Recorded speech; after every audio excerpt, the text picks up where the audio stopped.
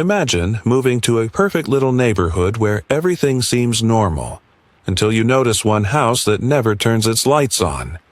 No one comes in, no one goes out, but somehow you feel like you're being watched. What if your neighbors weren't exactly human? What if the reflections in your mirror started smiling? But you weren't. In Creepy Neighbors with Secrets, dive into a terrifying, slow-burn horror story where paranoia turns to reality, and the line between identity and possession begins to blur. This isn't just a neighborhood, it's a trap. And once you're chosen, you can never leave. You ever move somewhere new and get the feeling that something's just off? That nagging sensation that the house across the street is watching you, even though its windows are closed tight and the mailbox hasn't been touched in years? In Creepy Neighbors with Secrets, we follow Lily, a young woman seeking peace in a quiet town called Maple Hollow. What begins as a fresh start quickly spirals into a chilling nightmare. There's a house across the street that doesn't blink, doesn't breathe, but it sees everything. The neighbors smile too politely. The lights flicker at the same time every night. And the whispers? They come from beneath the house. As Lily uncovers old photographs, secret tunnels, and surveillance rooms monitoring every resident, the truth becomes horrifyingly clear. Maple Hollow isn't just a town. It's a carefully maintained illusion. The gray house isn't a home. It's a sentient observer, and it has chosen her. Each chapter peels back another layer of the mystery. Strange happenings, distorted reflections, and doppelgangers that wear your face like a mask. And just when Lily thinks she's escaped, the story delivers a twist that will make your skin crawl and your mirrors feel unsafe. This is more than a horror story. It's about being watched, about losing control, about what happens when the thing staring back from the mirror isn't you. Lily Thompson had always been drawn to quiet places. After years of living in the noise and neon of the city, she wanted silence, the kind of silence that felt like fresh snow on a Sunday morning. So, when she and her husband Mark found the listing for a charming 2-story home tucked away at the end of a sleepy cul-de-sac in a town called Maple Hollow, it felt like fate. The house was older, built in the late 1940s with creaky wooden floors, ivy crawling up the brick exterior, and a tall oak tree that stretched its limbs like a guardian over the backyard. It was the kind of house that whispered stories when the wind passed through its windows. A house that had history. The day they arrived, the sun hung low, casting long golden shadows across the cracked pavement. Children rode bikes up and down the street, their laughter echoing between homes. A woman watered her roses next door. Another neighbor waved from a porch swing, a little too quickly, then vanished behind a screen door. It all felt idyllic, almost too perfect, but even then, Lily felt it. A subtle pull in the air, like the calm that settles right before a thunderstorm. Across the street stood a house that didn't match the others. While every other home boasted pastel shutters, porch furniture, or flower boxes, this one remained silent and gray. The blinds were always drawn. The front yard was immaculately trimmed, almost obsessively so, but no one ever came or went. No car in the driveway, no lights on at night, no name on the mailbox. Mark didn't seem to notice. He was too busy, wrestling a box labeled "Kitchen Fragile" out of the trunk. "Lily, these steps are going to be the death of me," he called, grinning. Lily forced a smile back but found herself glancing at the gray house again. She could have sworn, just for a second, she saw the blinds shift, as if someone had been watching. The rest of the afternoon passed in a blur of boxes, tape, and dust. They set up the living room with their old couch, hung a few framed prints on the walls, and joked about which room the cat they didn't have yet would love best. It was the kind of day that should have felt like a new beginning. That night, after Mark had passed out on the couch with a half-eaten slice of pizza on his chest, Lily stood by the living room window with a mug of tea. The cul-de-sac was silent. Now. The street lamps cast long shadows across the pavement, and the crickets had gone quiet. Her eyes drifted inevitably to the gray house again. She stared for a long moment, just watching, waiting, and then it happened. One of the upstairs curtains moved, just a flutter. A quick parting as if someone had nudged it with a finger to peek through. Lily's breath caught in her throat. She leaned forward, trying to get a better look. But the window was still. Curtain closed. No light behind it, no figure, just darkness. She told herself it was the wind, or her imagination, the result of too much caffeine and too little sleep. But as she turned away to head upstairs, a low hum started in her ears. Not loud enough to be a sound, more like a feeling, a tension, like the house across the street was aware of her. Watching her the way a predator watches something small and unaware in the tall grass. She glanced back one last time before turning out the light. The street was empty, but she could no longer convince herself that the gray house was. The strangeness didn't begin with a bang. It crept in slowly, the way a chill seeps under a closed door on a winter night. Subtle, quiet, and easy to dismiss. At first, it began with the garbage can. Every morning for the first week, Lily wheeled it to the curb like clockwork. And every morning, without fail, it had been moved a few inches. Sometimes forward, sometimes to the side, never tipped, never open, just moved. She asked Mark if he'd done it. He hadn't. Maybe it was wind, she thought, or raccoons. Logical explanations. Still, she started leaving small markers beside the can. Chalk lines, pebbles, a garden gnome with one eye. The next morning, the can was moved again, and the chalk had been wiped away. Cleanly, intentionally. Then came the porch light. At 2:13 a.m., on the dot, it flickered. Not the random kind of flicker a dying bulb makes. This was rhythmic, like Morse code. Blink, blink, blink. Pause, blink. Lily watched it once from her bedroom window, counting the pulses like a heartbeat. When she replaced the bulb the next day, she found nothing wrong with the wiring. Then came the sounds. Not loud, not alarming, just enough to keep her from fully sleeping. A dragging noise across the floorboards downstairs. A soft creak from the hallway outside their bedroom where no one should be. Once, she woke to what she thought was a child humming a lullaby somewhere in the house. But each time she checked, there was nothing. No movement. No sign of anyone. And always, that gray house across the street sat like a sentry in the dark. It never showed light through its windows. Never revealed a silhouette or a flicker from a TV screen. The curtains remained shut as if stitched to the window frames. Not a single car pulled into the driveway.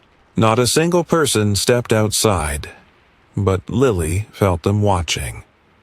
One late afternoon, just as the sun dipped below the trees and the neighborhood turned gold with evening light, she stood on the front porch, sipping her tea. Across the street, the gray house's front door creaked open, just slightly. No wind, no sound, just opened. A pale hand reached out. Long fingers, too long, grasped the rolled-up newspaper lying on the mat. Then the door closed silently, and the house was still again. Lily's tea spilled slightly as she clutched her mug tighter. She waved instinctively, foolishly, at the now closed door. There was no response. That night, she brought up the gray house to Mrs. Peterson, the elderly woman next door who always, wore floral aprons and smelled faintly of lavender and peppermint. "Oh, them?" Mrs. Peterson's voice dropped an octave, her smile thinning.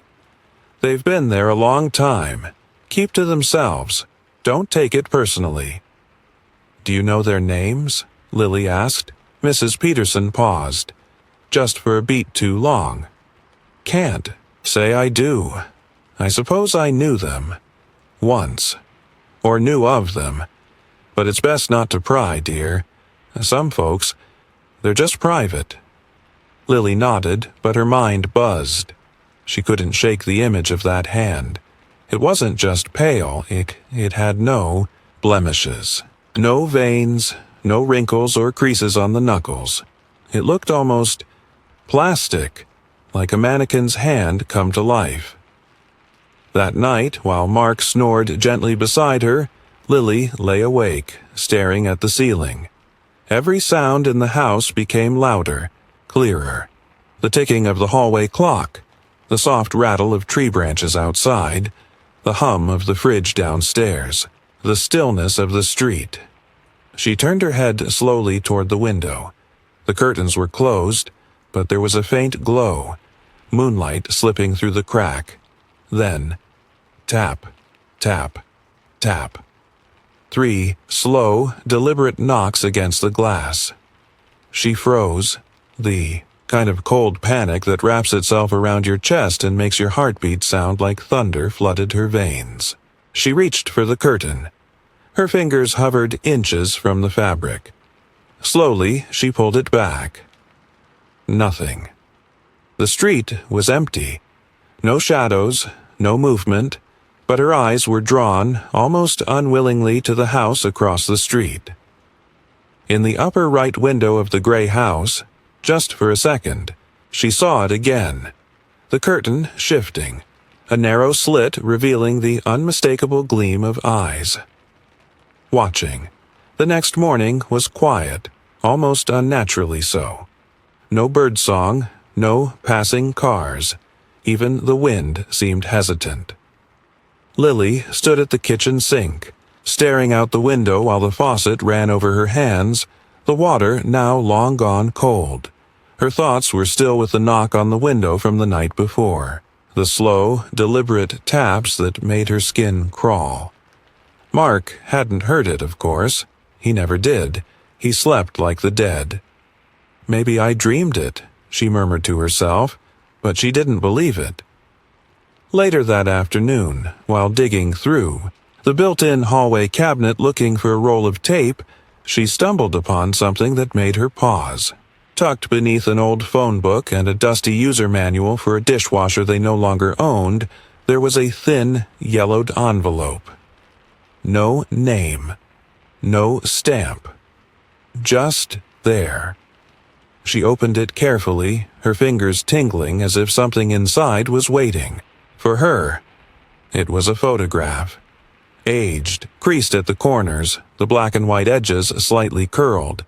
The kind of photo you'd find in an old family album or a forgotten attic box. She held it up to the light. The image was of a group of people, maybe 15 or 20, standing on the sidewalk in front of a row of houses. This street, her street, same trees, same layout. Even the large oak in her backyard was there, only thinner, younger, but something was off. The people in the picture were smiling, too widely, almost unnaturally, like someone had told them to smile and never said when to stop. Their eyes didn't look at the camera. They seemed to look past it, or maybe through it. And then she saw it, the gray house. But in the photo, it looked different. It had no windows, just a solid wall where they should have been. No shutters, no door either. As if it were a shell, just the shape of a house painted to resemble one. Lily squinted. She rubbed her thumb over the paper, half expecting it to change, but the details stayed the same. Then her eyes landed on something more chilling. A thin, red circle had been drawn around one person in the crowd, a tall man standing a little apart from the others. He wore a suit too dark for daylight, and his hands were buried deep in his coat pockets. His expression was unreadable, flat, unblinking. His head tilted ever so slightly, like he was listening for something no one else could hear. Lily flipped the photo over. On the back, in faint, almost erased handwriting, were 3 words. He never left. A pulse of unease rushed through her. Who was he? Why was he circled? And why had someone left this photo behind? She took it to Mark, who was on his laptop in the living room, half watching a documentary. He looked at the photo, then at her. "That's got to be some old prank," he said. "You know, like an urban legend thing. People love making creepy fake stuff like this and leaving it behind for the next owners." "But why this house?" Lily asked. "And look, there are no windows on the gray house. That's real." Mark shrugged. Maybe the house was under renovation or something back then. She wanted to believe him. She really did. But deep in her gut, something twisted. She scanned the photo again, looking closer, and this time, she noticed an even more disturbing detail. In the upper left corner of the image, behind the group, almost hidden in the shadows between the gray house and the one beside it, was a figure, barely visible. Just a shape, but unmistakably there. It stood apart from the others, almost as if it had been watching the group when the picture was taken. She tried to point it out to Mark, but he waved it off, distracted. "Babe, you've been stressed since we moved. You're seeing ghosts and shadows." But she couldn't let it go. That night she put the photograph on her bedside table. She stared at it under the lamplight, her finger resting just under the circled man. The words on the back echoed in her mind like a whisper behind the walls. He never left. She thought about that hand reaching from the gray house, the tap on the window, the flickering light. And then she wondered, not who the man in the picture was, but whether he was still in the house across the street, behind those heavy curtains, watching, waiting, and if he had never left. What if he wasn't alone? The night air in Maple Hollow was different, heavier, still. It didn't rustle leaves or stir curtains. It simply sat, thick like fog, unmoving like it was listening. And Lily was wide awake. Since finding the photograph, sleep had become a distant memory. She tossed and turned, eyes always drifting to the window, waiting for the now familiar tap. Tap. Tap that came at 2:13 a.m., but tonight the knock didn't come. Something else did. It started with the wind chimes. They hung on the front porch, soft silver tubes that never seemed to ring, even during storms. But now, in the dead stillness of night, they began to tinkle. Not wildly, just enough to announce that something unseen had passed by. Lily sat up in bed, heart thumping a warning rhythm. Mark mumbled beside her, rolled over, and kept snoring. She slid out of bed silently, careful not to wake him, and padded barefoot down the hallway. Her fingers brushed the walls as she walked, grounding herself. The old wood creaked under her weight, groaning softly like it didn't want her moving around at this hour. She reached the living room, wrapped in dim shadows from the moonlight spilling through the windows. Everything was as she left it. Until she heard it. A whisper. It wasn't a word at first. More like a sigh, a long breath through unseen lips. Then came another. This time it was unmistakably a voice. Not loud, not clear, but present. Right there, near her ear, but coming from everywhere. She turned toward the front door and realized the porch light was on, flickering. Again. 13 a.m., like clockwork. Lily stepped closer to the door, her hand hovering near the knob. The whispers continued, soft and layered, like multiple people speaking at once, but not to her, around her, as if she were standing in the middle of a hushed conversation that had been going on long before she arrived. She pressed her ear to the door. She's not ready yet. Too soon. Still watching? Still listening? Lily stumbled back, hand over her mouth. Her legs felt cold, unsteady. She glanced toward the window and did what she always did in these moments. She looked across the street. The gray house was silent, but something was different. The curtains, always tightly shut, were open just an inch, and behind them, in the soft glow of what looked like candlelight, stood a silhouette. Not moving, not blinking, just there. Lily stared at it, heart pounding against her ribs, half hoping it would turn away, half afraid it would turn toward her. It did neither. Instead, a second shape moved into view behind it, then a third. And then, they smiled. Not wide, not friendly, just a twitch of the lips, too mechanical to be human. The smile of something trying to mimic what a person should look like. Something that knew the gesture but not the meaning behind it. She stumbled backward, pulling the curtain, shut with shaking hands. Her breath came in short gasps. She grabbed her phone thinking she'd call the police, but what would she say? My neighbor smiled at me? They'd laugh. Or worse, dismiss her as paranoid. And yet the feeling in her gut wouldn't leave. That feeling that something wasn't just wrong. It was waiting. Building. She paced, unsure what to do, her eyes constantly flicking toward the window.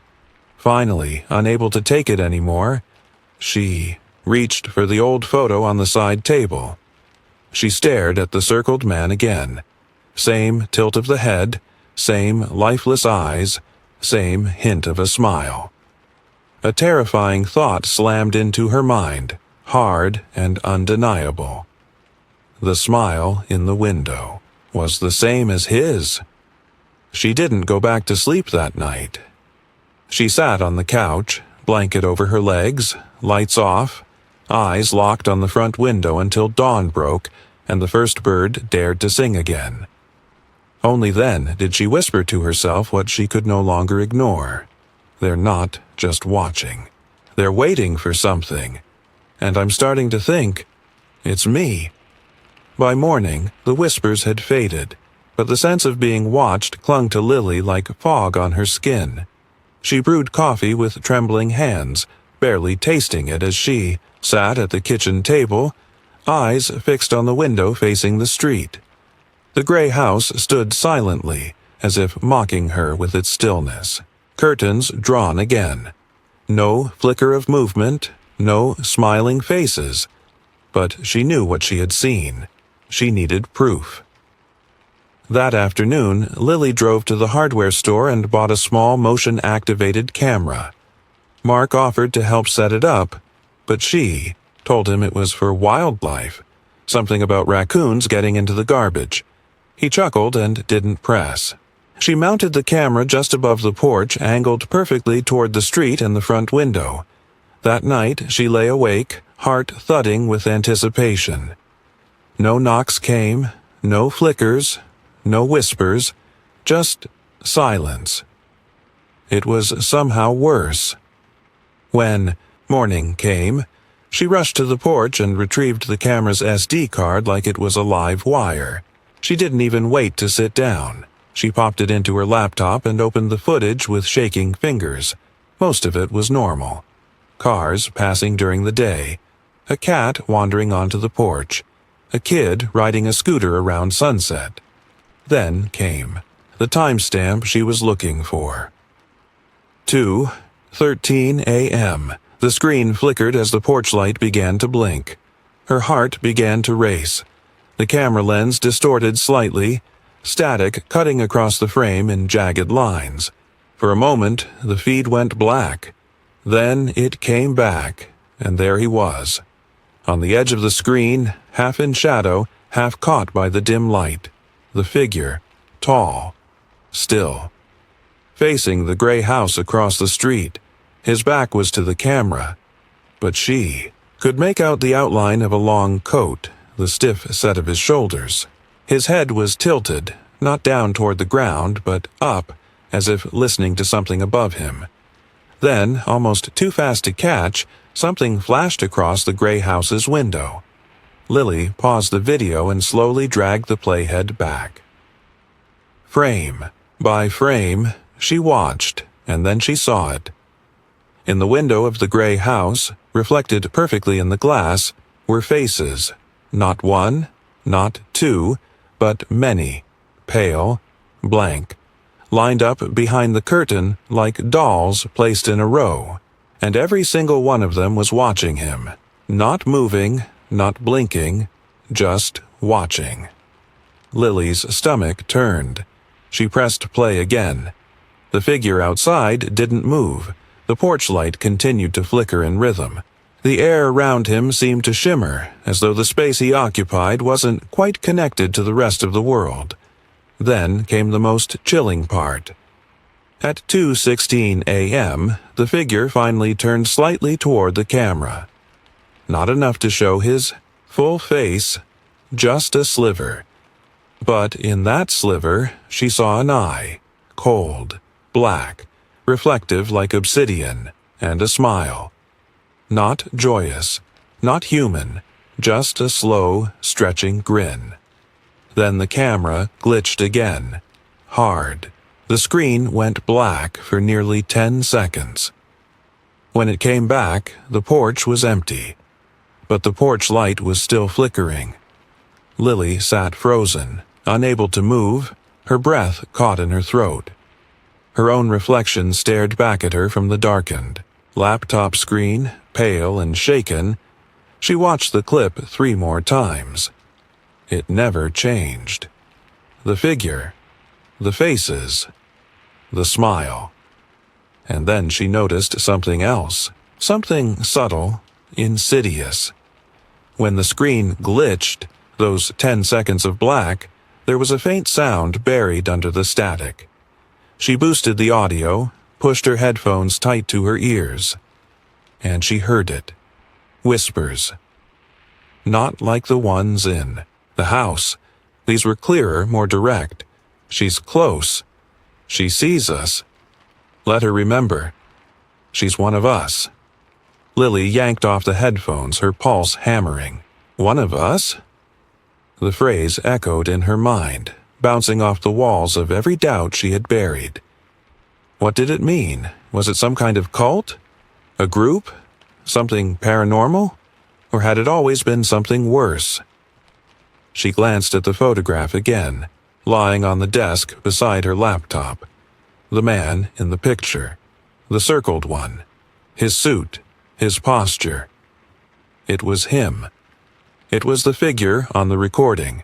He hadn't aged. Not a day. Not a wrinkle.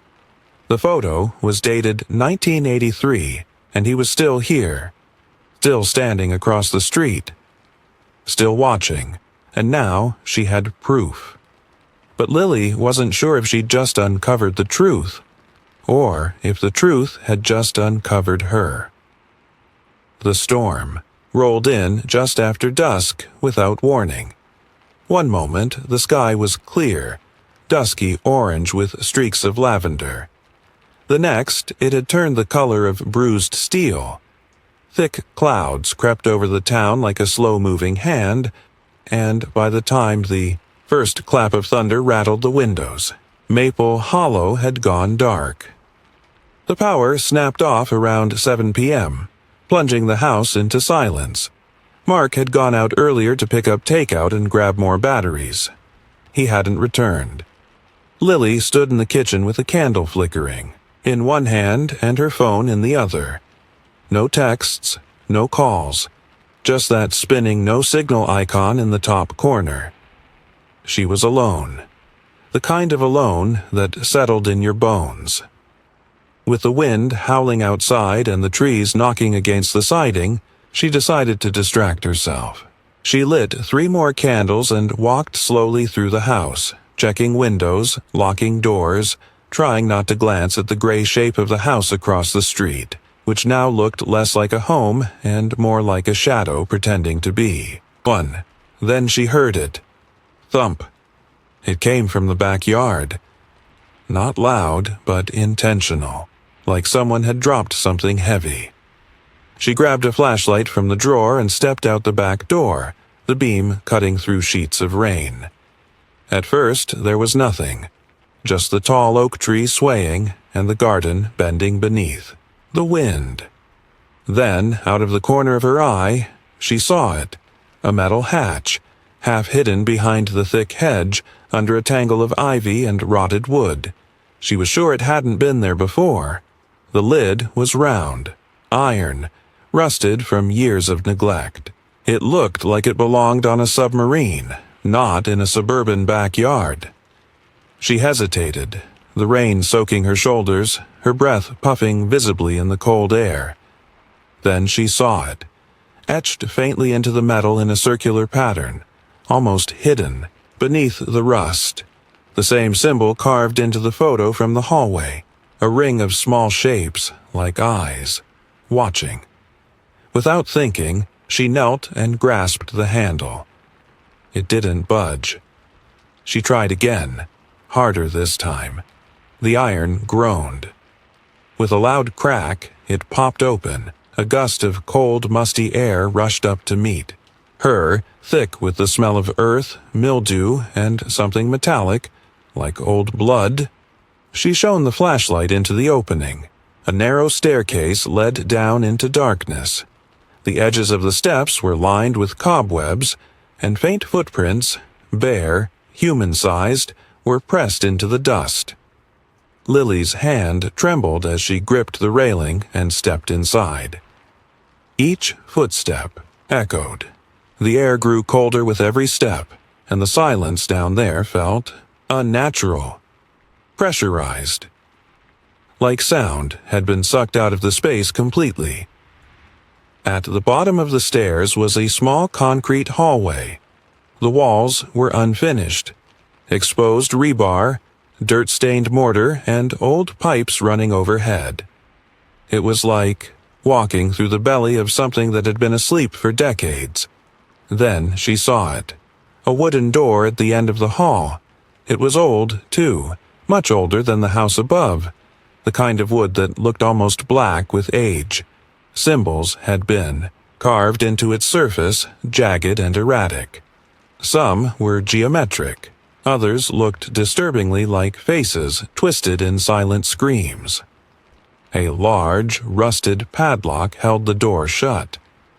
She approached it slowly, shining the flashlight closer. To her surprise, the lock was already open, as if someone had been there recently, or someone wanted her to come in. Her hand hovered over the handle. She hesitated. Everything inside her screamed, "Don't open it," but she did. The door creaked open on stiff hinges, revealing a room frozen in time. It looked like a sitting room from another era. Faded armchairs, a grandfather clock in the corner, walls lined with dusty books and photographs. Dozens of photographs. She stepped in, barely breathing.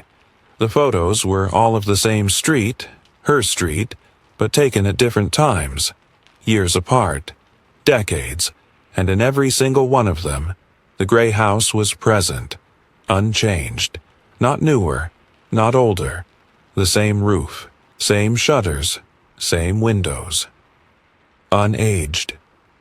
In the earliest photo, dated 1924, the rest of the houses hadn't even been built yet, just trees, a dirt road, and the gray house.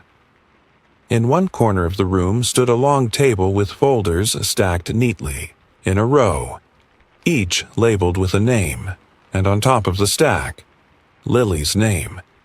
She stared at it, her hand hovering over the folder as if touching it would make it real. When she opened it, her legs almost gave out. Inside were photos. Of her. Recent ones. Her at the grocery store. on the front porch, sleeping, inside the house. One of them had been taken just last night. She recognized the shirt. There were notes, too. Dates, times, behavior patterns. A sticky note stuck to the front page read, "Subject ready for transition. Observation phase complete. Awaiting signal." Lily backed away, heart pounding like a drum inside her skull. She turned to run, only to freeze. Standing in the doorway was Mrs. Peterson, the sweet, elderly woman with the lavender perfume and the polite smiles. Only now, her smile was gone. "I was wondering when you'd find it," she said gently. "You were never supposed to see all this. But I suppose the house chose you." "What is this?" Lily whispered, her throat dry. "Who are you?" Mrs. Peterson tilted her head. "I'm a caretaker, of sorts, for them." Lily stepped back again toward the center of the room. "For who?" "The ones in the house, the ones watching. We don't call them by name anymore. Names give them form, power. We've kept them contained for a long time, but lately they've been waking. And you, Lily." Her eyes gleamed with something ancient. "You stirred them." Lily turned and fled up the stairs, 2 at a time. Heart racing, breath ragged. She burst through the hatch and slammed it shut, shoving a cinder block over it before collapsing against the house, gasping for air in the rain. The storm still raged, but in her chest, something else raged louder. They were watching. She had proof. And now, they knew she knew. The storm passed, but its weight lingered. The following morning, Lily sat at the kitchen table with the same untouched cup of coffee she'd made hours ago. Her fingers wrapped around the mug as if warmth alone could anchor her. Her phone, reconnected to the grid, buzzed with texts from Mark. "Storm trapped me overnight. On my way back. Love you." She should have felt relief. She didn't. Something had changed. Inside her. The moment she opened that folder, she crossed an invisible line. Whatever lived in the shadows of that gray house, whatever lay buried beneath Maple Hollow, now knew her name. And Lily had questions. Too many. About Mrs. Peterson. About the caretakers. About the transition phase she supposedly triggered. She couldn't ignore it anymore. So, at noon, when the sun was high and the neighborhood deceptively calm, Lily returned to the hatch in the backyard. The cinder block was still in place, the metal handle wet with dew. She hesitated, but only for a moment, then opened it again. This time. She brought a stronger flashlight, a knife from the kitchen drawer, and a notebook to document anything she found. She descended slowly, each step echoing like a clock ticking down. Back in the underground hallway, the air was denser, colder. The whispers from the night before were gone, replaced by a thick silence that almost seemed to hum. The door to the strange sitting room was ajar. But this time, it wasn't the photos or folders that caught her attention. It was the passage behind the bookshelf. The bookshelf on the far wall stood slightly askew. A trail of scuffed footprints led behind it, where a narrow stone arch had been carved into the foundation. Something called to her from the dark beyond. She slipped through. The corridor beyond was older, much older. The air smelled of earth and rot, with a faint chemical tang beneath it. Moss coated the stone. The walls were damp, and symbols carved into them pulsed faintly when her flashlight passed. She turned a corner and stopped cold. Before her was a chamber, round and cavernous, supported by stone columns. In the center stood a platform with a stone chair, almost throne-like, facing a wall covered in carvings. But it wasn't the carvings that made Lily's knees weaken. It was the wall itself. It breathed, not like a machine or trick of light. It breathed, in slow, unsettling pulses, as if the stone were lungs filled with something not quite alive. The surface rippled faintly, like disturbed water, and with each ripple the symbols glowed for a moment, then faded. Lily stepped closer, notebook in hand, when something shifted beside her. She spun, flashlight beam cutting through the dark, and caught a glimpse of a figure disappearing into another tunnel. Thin, pale, moving too fast, too smoothly, to be normal. She should have turned back, but instead, she followed. The tunnel twisted and narrowed until it opened into a second chamber, smaller but more disturbing. This one was lined with mirrors. Dozens of them, old, cracked, fogged over, but each facing a different direction, none reflecting her clearly. When she stepped in front of one, her reflection lagged behind her movements. Another mirror showed her face with different eyes, blacker, empty. Another, her, standing on the porch of the gray house. In one mirror, she wasn't there at all. Then a soft click. She turned. A door, previously invisible, slid open in the wall. A gust of colder air rushed out, and with it came a sound she recognized instantly. Whispers. The same voices, the same chant-like murmurs, but this time they weren't muffled or distant. They were all around her. She stepped through the hidden door, and what she saw made her blood run cold. The room beyond wasn't ancient. It was modern, sterile, clinical. A hidden surveillance room. Rows of monitors lined the wall, each one tuned to a different camera feed, and every camera was pointed at a different home in Maple Hollow, including hers. She watched herself on the screen, just minutes ago, walking into the underground chamber. Another monitor showed Mark pulling into their driveway. Yet another displayed Mrs. Peterson in her kitchen, calmly stirring a cup of tea, staring straight at a camera with a small, knowing smile. The final screen, larger than the rest, was static. Then, slowly, the static cleared. The image sharpened. It was a live feed of the inside of the gray house. A single room, empty, lit by candlelight. Walls covered in photos, thousands of them. All of Lily, and one of the photos on the wall slowly slid downward, revealing a dark passage behind it. Out of the darkness stepped the man from the photograph, the same man from the video, the one with the long coat and dead eyes. He looked up, directly into the camera, and smiled. Then the feed cut to black. Lily stumbled backward, knocking over a chair, gasping. The whispers swelled again. Louder now. Urgent. Time to awaken. She is ready. The house is calling her home. The air grew colder. The monitors began to flicker violently. Lily turned and ran, back through the mirrored room, through the breathing chamber, up the tunnel and past the sitting room, slamming the bookshelf shut behind her. She burst into the backyard, lungs burning, heart hammering like a war drum. Above her, the sky was clear. Birds chirped. The world looked normal again. But nothing was normal. She now knew the truth. This town was a shell. A perfect, pretty lie wrapped around something ancient and watching. A network of tunnels and cameras and whispers hiding just below the surface. The gray house, it was the heart of it all.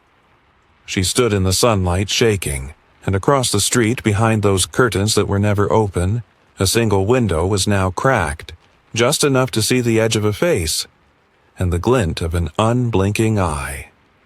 Lily didn't sleep that night. She sat at the edge of her bed, trembling, still damp with soil and dust from the underground.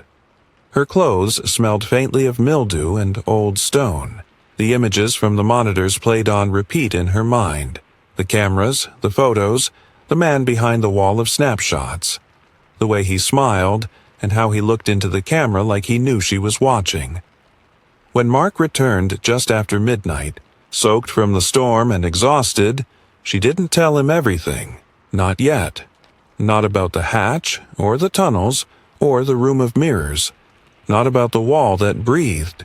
He was too logical, too grounded. He tried to explain it all away, and she wasn't ready for that. Instead, she said the power outage had rattled her. That she'd heard things, seen things, dreams. Mark was concerned. He wrapped his arms around her, kissed her forehead, promised her everything was okay. But deep down, Lily knew he was wrong. Everything was not okay. And it hadn't been for a very, very long time. The next morning, after Mark left for a coffee run, Lily returned to the hallway cabinet, the place she'd first found the photograph. She emptied it out completely this time, searching for any scrap left behind by the former occupants. Behind, a loose wooden panel at the back, she found something. A small leather-bound journal, brittle with age and stained with water damage. It had no name, no date. She opened it. The handwriting was cramped, rushed, desperate. Some entries were half erased, others crossed out violently. One of the first pages read, "We should never have moved here. Something is wrong with this street. The gray house. It doesn't sleep. It watches. Even when the blinds are shut, it's watching." Another entry. "My son said he sees people in the mirrors at night. Not his reflection. Different people. Staring back at him. Whispering his name. He said one looked like me. Only it wasn't me. It smiled too wide." Lily flipped further, her hands tightening as the entries grew darker. "There's something underneath this neighborhood. A system. Tunnels, rooms, old machinery, like an abandoned lab. I found a control room. It showed every house on the block. We're being studied, tracked. We're not residents. We're subjects." And the final entry, barely legible. "They're not human. They wear faces like masks. They choose replacements when we break down. My wife, she wasn't my wife anymore. They had taken her face, her voice, her memories, but they forgot to take her fear. That's how I knew. If you find this, run. Don't look back. The house chose you. That means your time is short." Lily closed the journal, heart pounding in her ears. The pieces were beginning to fall into place, but the shape they formed was not human. She needed answers. Real ones. So, she went next door. 2. Mrs. Peterson. The woman answered the door already expecting her, as if she'd been standing behind it all morning. "Oh, Lily," she said softly. "I wondered when you'd come." Her eyes were calm. Ancient, almost. She wore the same floral apron, but there was something different in her expression now. Something unmasked. "I need to know," Lily said. "What's really going on here? Who are they? What is the gray house? Why me?" Mrs. Peterson stepped aside. "Come in, but you may not like what you hear." The interior of her home was not what Lily expected. Not quaint, not cozy. It was a shrine. The walls were lined with old maps of the neighborhood, all hand-drawn, showing streets that no longer existed. Circles and symbols were scrawled across the diagrams, many of which matched the carvings Lily had seen underground. Candles burned in front of faded photographs, and in the center of the room, on a table covered in velvet, sat a weathered book, thicker than a dictionary, bound in dark leather. Mrs. Peterson motioned to a chair. This town wasn't built here. It was grown. Lily blinked. "What?" "They didn't build over something old. They built for it. The thing beneath. The house." "The house?" Lily echoed. "The gray house?" Mrs. Peterson nodded. "It's not just a home. It's a vessel. A bridge. It's been here longer than the rest of us. Before the town, before the people, it was placed here. To feed. To observe." Lily's throat went dry. "Feed? On what?" Mrs. Peterson looked up with hollow eyes. "On us." She stepped forward, pulling the velvet cloth from the book. Inside were drawings of the house in different centuries, different eras. Always the same, never aging. Photographs from before photography existed. Sketches of faces with no eyes, only mouths stretched into wide, unnatural smiles. "They mark certain people," she continued. "The ones who are receptive, who can see through the cracks, who hear the whispers. Once the house chooses you, it doesn't stop watching." "Why me?" Lily asked. Her voice was barely a whisper. "Because you asked questions," Mrs. Peterson replied. "Because you noticed the wrong things. The house doesn't like attention, and when it's noticed, it retaliates." Lily felt like the walls were closing in. And the cameras, the rooms, the files, all part of the system. There are others like me. We maintain the illusion. We track the chosen. We try to keep the balance. But you, her voice grew quiet. You went too far. Lily stood, breath shallow. "I have to get out. I have to leave. Take Mark and run." Mrs. Peterson looked away. "I'm sorry, dear. It's too late for that." Lily froze. "What do you mean?" Mrs. Peterson handed her a sealed envelope. It had Lily's name on it, written in her own handwriting. She opened it with trembling fingers. Inside was a photograph of her, standing in front of the gray house. Only she didn't remember ever being there. And her eyes were black, empty. Beneath it, a note written in the same cramped handwriting. From the journal. She doesn't know she's already been taken. The room spun. The candles flickered, and across the street, the front door of the gray house slowly opened. Just a crack. And from the shadows within, someone stepped out. Someone wearing her face. Lily ran. She didn't remember making the decision. Her legs just moved, her heart pounded, and the door to Mrs. Peterson's house slammed behind her with a thunderous bang. The photograph clutched. In her fist felt like it was burning through her skin, her face, her body, her eyes, but hollow, black, soulless.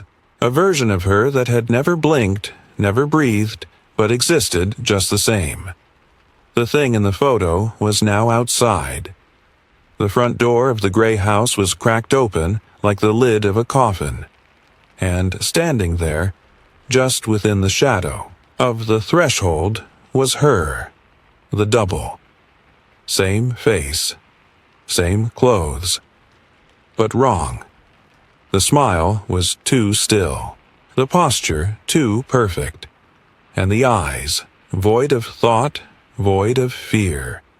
They stared across the street, not at Lily, but into her. Lily stumbled up her front steps and threw the door shut behind her, locking it, deadbolt, chain, everything. Her hands were shaking so hard she nearly dropped her phone. "Mark," she whispered aloud, grabbing it. "Please, pick up, please." The call went straight to voicemail. A movement out the window. Her doppelganger had stepped off the porch and was now crossing the street. Not walking. Gliding. No hesitation. No wasted motion. Like a predator closing in. Lily backed away from the window and ran upstairs. She had to think. Had to move. Had to get Mark and leave now. But as she reached the bedroom, something stopped her cold. The bedroom mirror. Her reflection didn't move. She stared at it. She raised her hand. The reflection stayed still for a half-second, too long, and then mirrored her movement. Slowly. Lily gasped. Her own face smiled back at her. Only she hadn't smiled. Her reflection tilted its head, just like the man in the photograph. The room dimmed. Shadows crept along the floor like water leaking, in through invisible cracks. Her head throbbed. The air felt heavy, thick with whispers just beyond hearing. She turned from the mirror and threw open the closet. A suitcase. She didn't care what she packed. A change of clothes, a few essentials. Her fingers fumbled across drawers and shelves. Somewhere downstairs, the door creaked. Not the front door. The basement. It had opened on its own. A gust of cold air curled up the stairwell, carrying with it the unmistakable scent of damp stone and old earth. The underground tunnels were reaching up for her now, inviting her back down, like veins extending from the heart of the gray house, threading through her home. She zipped the bag and bolted down the stairs, out the front door, only to freeze. Mark's car was in the driveway, and he was standing next to it. Relief crashed through her, but only for a moment, because something was wrong. His face looked normal, even concerned, but his eyes were too wide, glossy, and he wasn't blinking. "Mark?" she whispered, stepping closer. He didn't respond. Then, he smiled, the exact same smile she had seen on the figure in the video, on her double, on her reflection. Not Mark. Not anymore. Lily screamed and ran. She didn't know where she was going, only away. Her feet pounded the sidewalk, passing houses that now looked foreign, lifeless. Curtains twitched. A face watched from every window, all of them blank, silent. The whole street was in on it. She turned down a side alley, heart jackhammering in. Her chest. Trees loomed overhead, their shadows stretched like claws. Behind her, soft footsteps echoed. More than one. She ducked behind a fence, lungs burning, and crouched. Silence. Then, Lily. A voice, smooth, familiar, her own. She turned. The double stood in the center of the path. She was close enough now for Lily to see that it wasn't just a look-alike. It was her, only hollowed out, repurposed. A skin puppet. The smile didn't fade. "I can help you," it said in her voice. "You don't have to run anymore." Lily shook her head. "I'm not you. You're not real." The thing blinked, slowly. That's what I said once. Then, from behind the double, Mark stepped out, or the thing that wore his face. They closed in together, arms outstretched like they were welcoming her into a nightmare she was born to belong to. "No," Lily whispered. "No, no, no." She bolted toward the woods at the edge of the neighborhood. The only place untouched by the cameras, the tunnels, the eyes. Branches tore at her clothes. Roots tripped her feet. But she kept running, and running, until the voices faded, until she was alone. She didn't stop until the town was a memory behind her. She hitched a ride from a trucker at a gas station miles away, her face pale, her eyes haunted. She told him she'd escaped a bad relationship. He didn't ask questions. She didn't offer answers. She left everything behind, her house, her name, her past. Weeks later, in a motel 3 states away, Lily stared at the cheap ceiling fan spinning above her. She had dyed her hair, changed her name. She didn't sleep, because every time she closed her eyes, she saw the gray house. And sometimes, when the wind was just right, she swore she could hear whispers in the walls. And sometimes, she dreamed of her reflection. smiling. Still there, waiting. Lily had hoped that running would be enough. She'd tried to convince herself that changing her name, moving halfway across the country, and burying the memories of Maple Hollow would sever the connection. But the weight of the eyes, always watching, always waiting, had followed her. It had been 6 months since she left the town behind, and the nightmares never stopped. They only grew worse. Every night her dreams became more vivid, more real. The whispers returned, quiet but insistent, murmuring her name in dark corners, calling her back. She moved from one motel to the next, never staying anywhere too long. Always on edge, always watching. She'd started wearing sunglasses even at night to shield herself from the lingering gaze she felt on the back of her neck. But no matter how many miles she put between herself and the gray house, it followed. She hadn't even realized what was happening the first time it occurred.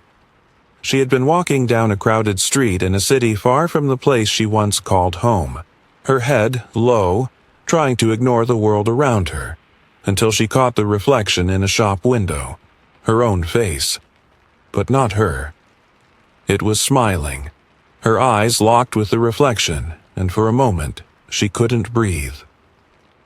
The figure in the glass didn't blink, it didn't move, it didn't even look like her. And yet it was her, but twisted, empty, like a skin pulled tight over a hollow body. Her heart slammed in her chest. "Lily, are you okay?" She snapped out of the trance, spinning around to see a stranger standing behind her.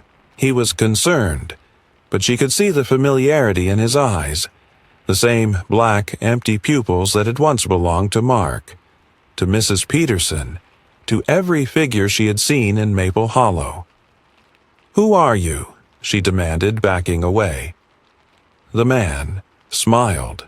The smile was wrong, like it had been cut into his face by invisible hands, forced into a grin. "I'm here to help." It wasn't until later that evening, in the dim light of her motel room, that Lily realized the truth. She was no longer in control of her own reflection. Every mirror she passed, every window she gazed into, held a piece of her that wasn't quite right. Every one of her images was distorted, stretched into something unrecognizable. No matter how hard she tried, she couldn't escape it. She had become a part of them. Her reflection had taken on a life of its own. It moved without her, sometimes grinning at strangers, other times staring blankly into space. In certain reflections, it would wink or mouth words she couldn't understand. But most chilling of all, it would always smile. And when the mirrors caught her, when the glass focused on her, the dark shadow behind her would step forward, watching her with empty eyes, the smile slowly widening. It had become clear. She couldn't outrun it. She had to go back. Even as the thought entered her mind, Lily recoiled from it. The horror of stepping foot in Maple Hollow again was almost unbearable. The thought of seeing the gray house, standing, waiting, watching, filled her with dread. But she had no choice. Whatever was chasing her, whatever had taken root inside of her, was too strong. The reflections, the smiles, the whispers. They weren't just memories. They were part of her now. She couldn't shake them, and no matter where she ran, they would find her. 2 weeks later, Lily stood at the edge of Maple Hollow. She didn't recognize the street anymore. It had been repaved. The houses, now painted in pastel colors, their lawns neatly trimmed. The oak tree in her backyard had been cut down. There was nothing left of the neighborhood she once knew, and for a brief moment she almost believed it had all been a nightmare. Almost. But the gray house was still there. It was impossible to miss. Even after all these years, it stood like a monolith, a relic of a past that wouldn't die. The shutters were still drawn, the mailbox still empty, and the faintest flicker of a light could be seen behind the curtains, just like before. Lily swallowed her fear and stepped toward it. Her heart thundered in her chest, but she couldn't stop herself. Her feet were moving, one step in front of the other. It was as if something inside her was pulling her toward it, something she couldn't control. And then she saw it. The door of the gray house creaked open, slowly, just a few inches. There, standing in the doorway, was the figure. The man from the photograph. The one whose face had never aged, whose smile never faltered, and in his hand he held the photograph. The one of her. But there was no fear left in her now. Lily had come to accept the truth. Whatever this place was, whatever they were, she had always belonged here. Her reflection wasn't just following her, it was waiting for her to return. The man smiled. "You're ready now," he said, his voice, deep, vibrating through the stillness of the air. And Lily, standing there in the shadow of the house, knew she was. It was time to become one of them. As she stepped toward the door, the world around her seemed to dissolve. The trees blurred. The houses grew faint. The ground beneath her feet turned soft like she was walking on water. And when she finally crossed the threshold, she felt it. The sensation that she had always been here. The door closed behind her. And the smile on her face widened. The end. Or is it? If you love slow-burn suspense with terrifying payoffs and haunting mysteries that stick with you long after the story ends, then hit that play button now. Don't forget to like, subscribe, and share this story with someone who double-checks their mirrors. Trust me, they'll thank you later.